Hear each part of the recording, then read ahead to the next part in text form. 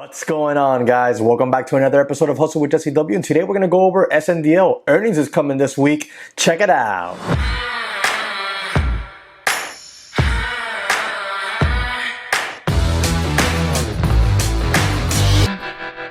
All right, guys. So in this video, what we're going to discuss is SNDL earnings are coming up this week on the 17th. We're going to go over some technical analysis on the chart. We're going to look at the past chart history and see what happens when in the past when earnings have been released on SNDL. Just looking at the chart, and we're going to check out some levels and see what's going on. All right, guys. But first, let's go ahead and jump in here and take a look at some of the history on SNDL and its earnings and what it's done, total revenue, stuff like that from the past, so that we can maybe have an idea of what could happen here going into the future this week. Before we do me a quick favor, smash the like button for me, subscribe to the channel if you haven't. Remember, when you hit the like button, it helps out the channel tremendously. So if you want to help me out today, hit the like button. That's all I'm going to ask you to do. Let's go ahead and jump right on into this here. And here we see this report on Sundial on SNDL, and we can go back as far as August 14th, 2019. We see Q2 for 2019, earnings report miss of 12 cents here, and you had a total revenue of $14.43 million. Then in November of 2019, where we reported Q3 for 2019, another miss here at 80 cents, okay? This is earnings per share, and then you had an actual increase in revenue here, actual revenues, $25.38 million. That's pretty impressive jump there from 14.43 to 25.38. So, I mean, it almost doubled its revenue. So from one quarter to the next, so that's pretty awesome. Then you come here onto March 2020, and on March 2020, it reported the what's interesting about this is March 30th, and we're going to be reporting Q4 in March 17th of 2021 for Q4 of 2020. So this is this should be Q4 of 2019, reported March 2020. Oof, that's a rough miss right there. And they dropped their revenue a little bit here, not dramatically, but there's a little drop in revenue right there in total revenue from 25.38 million the quarter before to 21.55 million in that one. So then we move on. So we move on to May 2020, where it reports Q1 of 2020. You have a 41 cent. So boom, you know, a little. I mean, it's better. It's better than the last two quarters there. Revenues increased a little bit more. There we go, 23. So it's fighting there, 25, 21, 23. All right, $23.04 million generated in Q1 of 2020. And we can move on here. And I like to see that, right? Because we want to see more or less where the company is heading so far, right? So you come here, August of 2020, where we report Q2. And again, look at that. That's good, right? We're improving. But then look at the actual revenue, another big drop. This is in line with the revenue from Q2, all right, that was reported in August of 2019. So that's a significant drop. I mean, you're talking about almost $10 million lost there. What happened, right? What happened there? That's something that should be looked into by anybody that's looking to invest into this company. Now, we move on to 11/11/20, all right, where we reported Q3 for 2020. And on that one, you actually have a positive earnings per share, all right? So that's like the first one we've seen in 1, 2, 3, 4, 5 quarters, first positive. But again, the actual revenue dropped tremendously. And you see here, you have a revenue estimate of $20.20 million, and they only came in with $9.6 million in actual revenue. So that's kind of odd right there. That's a pretty significant drop there. So it makes you wonder what they're going to have moving forward into the report that goes into play this week for Q4 of 2020. Now what we're going to do here is we're going to jump into the charts and take a look at the past chart history every time earnings was released. So we want to see what happens when earnings has been released in the past. So we come over here to the daily, and we can see here, I love this about Charles Schwab charts here. You can see the earnings. We don't have to do a whole lot of investigative work here because the chart itself is going to show you the earnings day right here, right? So if we scroll back, let's go ahead and scroll back and zoom in. onto this earnings report from back here. You see it reported earnings on 11/13/2019, alrighty, and that was for Q3 of 2018. And right after that report, boop, it dropped down. Like significant sell-off over the course of November through almost a month. Almost a month dropped down before it started to bounce, back up. So now let's go ahead and move on to the next quarter.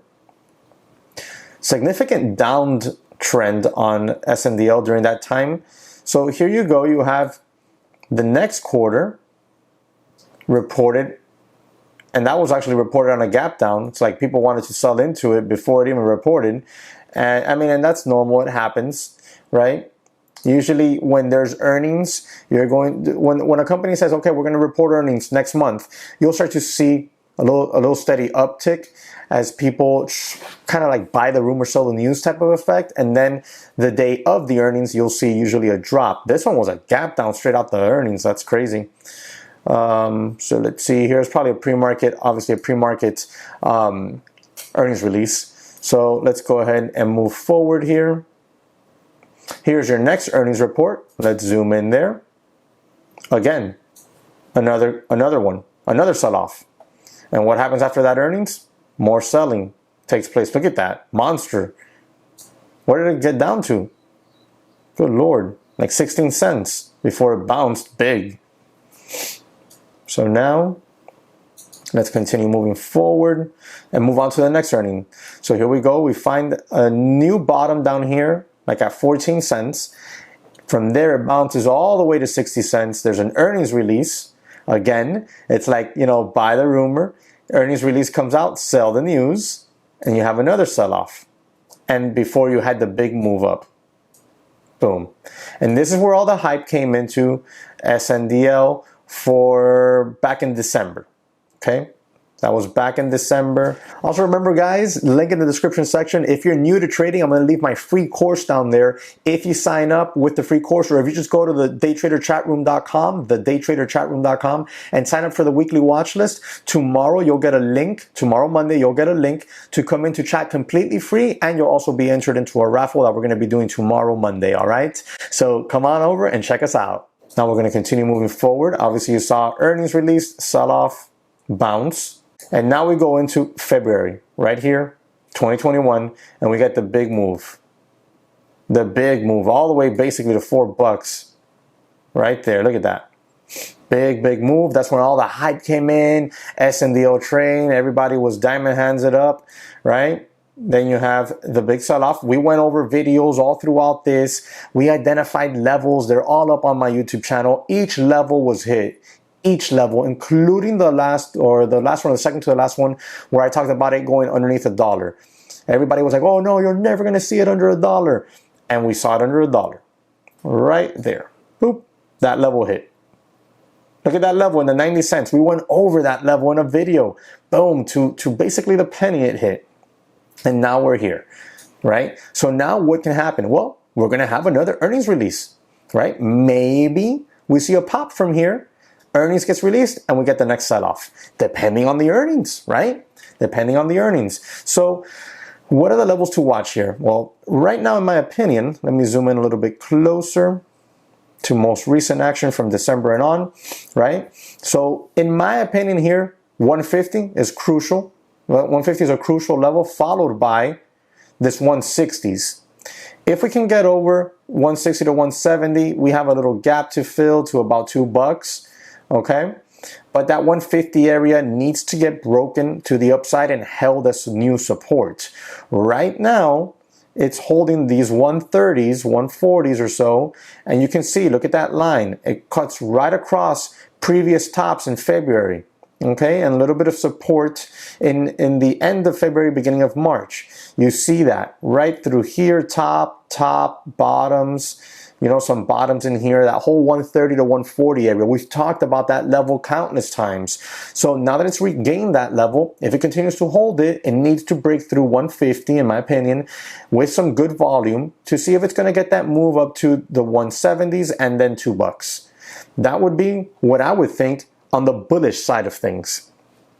If they report earnings, usually whether earnings are good or bad, we get a sell-off after earnings. That's usually what happens. We saw it on the chart. Every earnings has been sold into. So the next one, right? Let's say we get up here to 175, $2. Earnings gets released. Then on any significant pullback, ideally, perfect world scenario, you want to see those 140s hold again. That's what you'd want to see. 110 to $1 zone would be the next, and then again these 90s. And then if there's no hype coming into that play again, and it decides to keep selling off, then it can get real bloody really fast, and you can see it back down here in the 70s. Do I think it's going to get down there to the 70s? I don't know. I really don't know, right? Like, typically, we never know 100%, but we play the odds and we think, okay, yeah, then more likely it's going to get here, more than likely it's going to get there. But in this case right here, right now, since there's a lot of hype behind the MJ sector still, it's difficult. I said, when was it? I think sometime last month that I thought SNDL and the MJ sector would start to sell off going into the summer. And we've kind of seen that. We've seen it find its footing now and give a little bounce. You can see the same thing on Tilray, for example. It's very similar chart, right? Very similar chart. So it all has to do with these earnings. After these earnings, we'll see and reevaluate the action and then see, technically speaking, where we think the levels are, and we'll go from there. But for now, leading up into the earnings, March 17th, those are the levels that I'm going to be watching on SNDL. I have no position right now. I have been toying with the idea of maybe taking a little swing. I have not opened that position yet. I'll see maybe tomorrow if I decide to open it. It's a little bit close. I really should have been paying attention to this back here, but the reality is I was looking at other stuff in the overall market when we were back here. I was trading Tesla, right? I was trading some of the other stocks. I traded Palantir, I think. Well, I didn't trade it. I bought more Palantir on these drops with the overall market. So I really wasn't paying attention to SNDL much. Kind of regret it because I would have picked up some in front of a buck and would have been an easy swing trade. But I'm going to watch it this week and see if that 130 to 140 level holds to see if we're going to get that 150 break. All right, that'll be what I'll be watching on SNDL going into this week. If I catch it, great. If I don't, it's no biggie. I'm glad to put out the video for you guys here. Let me know your thoughts. Drop them in the comment section below. Remember to subscribe to the channel if you haven't. Hit that notification bell. And if you enjoy this kind of content and want me to keep producing more of these type of videos, these take a lot of time for me to produce. I'm going to need your help. My Patreon is down there. Once I get to 100 Patreons, it's going to allow me a tremendous more amount of time to dedicate to these type of videos. They are very time consuming. All right. So check that out if you don't mind. And I hope to catch you on the next one.